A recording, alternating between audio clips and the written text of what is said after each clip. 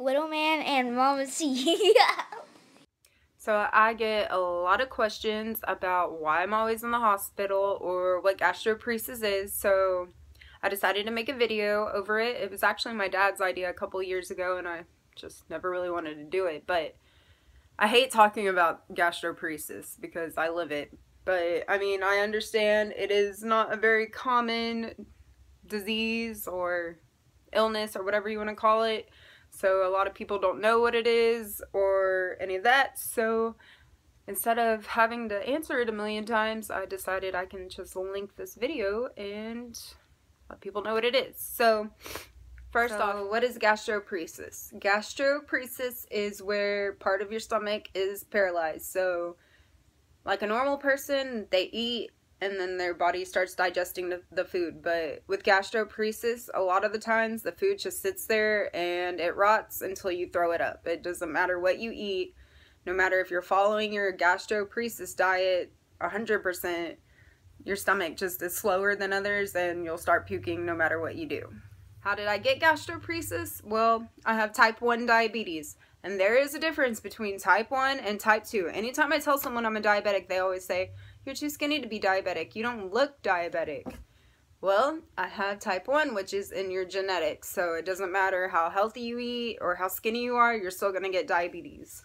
So the diabetes caused my gastroparesis. I was 12 when I was diagnosed with diabetes, and I was 18 when I was diagnosed with the gastroparesis. Okay. How did I know I had gastroparesis? Well, it was months and months of symptoms and being misdiagnosed before I got the accurate diagnosis. The symptoms are, like I said, just like the throwing up, being really full, like after eating 2 bites basically, only eating very small amounts and getting so bloated that you literally look pregnant. My dad was asking me if I was pregnant again and I was like, no, I've just been sick and I don't know what's going on, but I am bloated.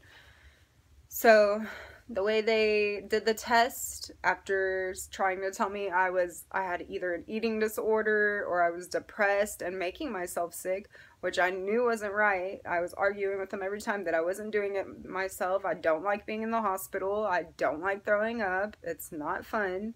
So they made me eat an egg, a scrambled egg, and I hate eggs, so that already sucked, especially being nauseous and throwing up.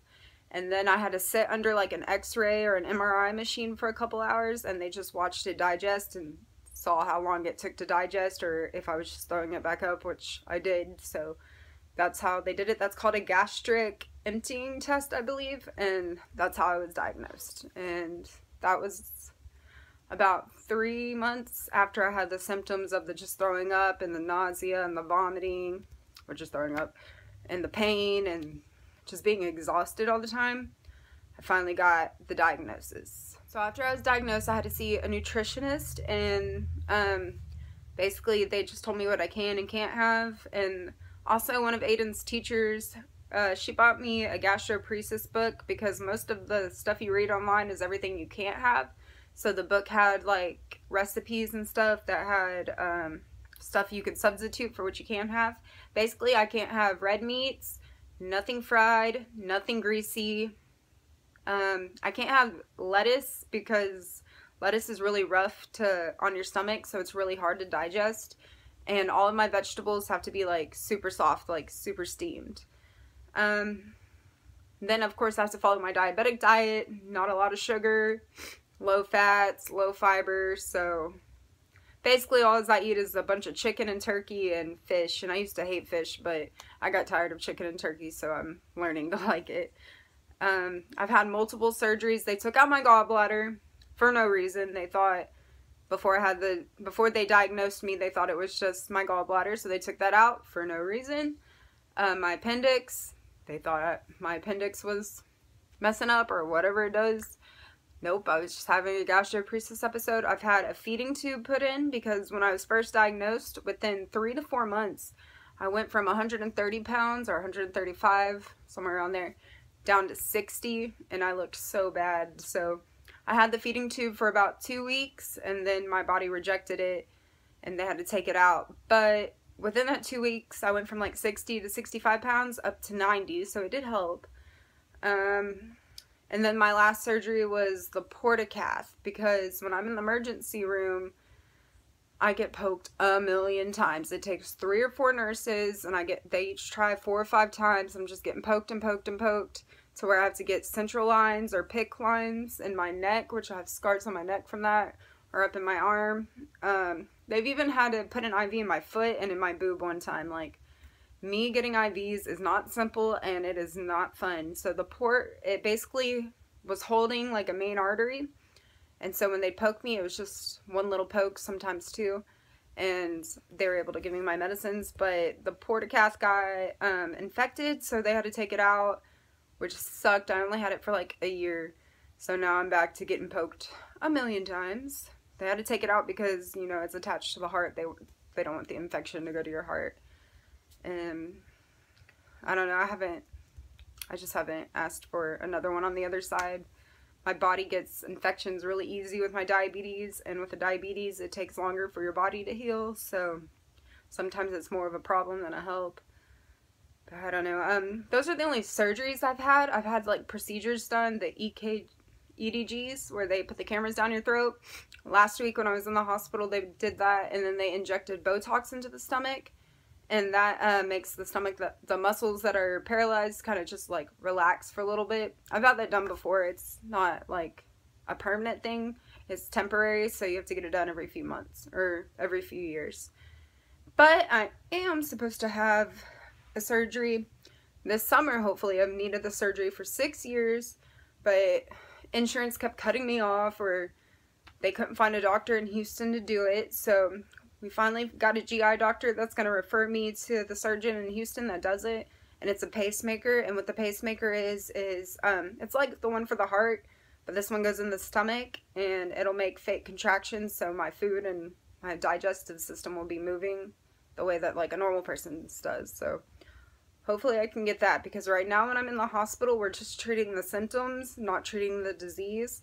And right now this is like the only cure for the disease. Like, my friend's dad has it, and he used to live in the hospital, and ever since he's had it, he's only been in the hospital twice within the last 2 years. That's what my friend told me, so hopefully it works out for me. That's what I've had my fingers crossed for this. I've been needing the surgery so long, so hopefully I get it. There's always rumors. People don't understand what gastroparesis is because it's not a well-known illness. I've heard rumors about me being on drugs or having anorexia or bulimia and just doing this to myself. But no, when I'm sick, it's the last thing I want to be, and being in the hospital is not fun. When I'm in the hospital, I'm in there a week to 2 weeks, and a lot of times I'm in IMCU or ICU because I'm in DKA, which is diabetic ketone acidosis, where my blood sugar is just all over the place and it has to be controlled with an insulin drip instead of my insulin shots. So they have to keep me in IMCU or ICU because they have to keep like a 24-hour watch on the insulin drip, which is crazy because sometimes it'll drop my blood sugar down to 20. Like when I was in there last week, it was 23, and then an hour later it was 320 something. So it's hard for them to handle my diabetes and my blood sugar in the hospital, so obviously it's hard for me to handle it at home, but I'm doing the best I can. I've realized being in the hospital, nurses are amazing. Nurses do way more than the doctors do. You see your doctor for 5 minutes, you see a nurse on a 12-hour shift. And there are good nurses and there are bad nurses. Some nurses shouldn't be a nurse if they don't like their job and don't like taking care of sick people. I don't get why they're doing this, but I've had some amazing nurses. There was this one nurse in Clear Lake. Her name's Amber. She was so awesome. Like, she changed my outlook on nurses. So any of my nurse friends watching, y'all get extra credit. Like, y'all are the bomb, for real. Let's see. I'm looking down at my notes. Medical bills. Since insurance kept cutting me off for who knows why, I owe like over 400 grand in hospital bills, but obviously that's not getting paid because who owes that much money. But I heard that if it's after 7 years, it's off your credit or something. I don't know. But like I was saying, right now, the only thing I can do is treat the symptoms, which is the pain, the nausea, the vomiting. And that's it until the surgery. And then hopefully the surgery works for me and it's a success and I can start eating a little bit more and not be in so much pain and not having to worry every time I eat, like, oh, am I going to throw this up in a couple hours, or avoiding foods that I used to love because I know it's going to taste bad throwing up. My life is going to change if it works. I'm just hoping and praying that it works. And I get like stomach pains and I get a lot of bad back pains, so I have to be on the heating pad a lot, and it's starting to burn me. See, I have like burns all over my back from it. So that's that. Let's see, what else do I got? I'll show y'all my surgery scar from the feeding tube. It's right there. It looks like another belly button. I don't think you can see. I have little scars up here, but you can't really see them. And then the portacast scars right there.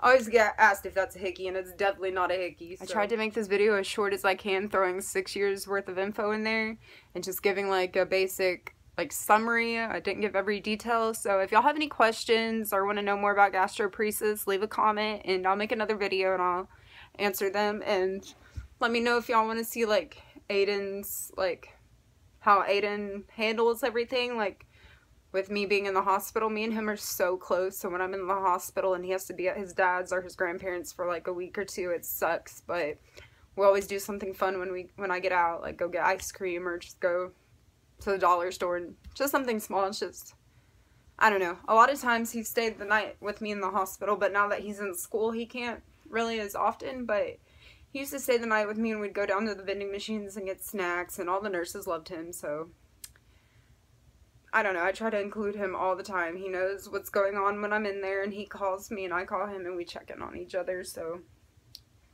I don't know. I just know that he's well taken care of when I'm in there, so shout out to his grandparents and his stepmom and his dad and everything. Right now, I am at 100 pounds. I'm 5'6", so I'm trying to get up to like 120, 130. Right now, the doctor said 115 is probably a realistic goal, but that's still underweight for me. I need to be at like 130 in case on the days I get sick and need to, when I have like those week-long episodes of the gastroparesis, I have some like room to lose weight in case I get sick, if that makes sense. I don't know. Like I said, if y'all have any questions about this that I didn't answer, leave it down in the comments or send me a message or something. Thanks, bye.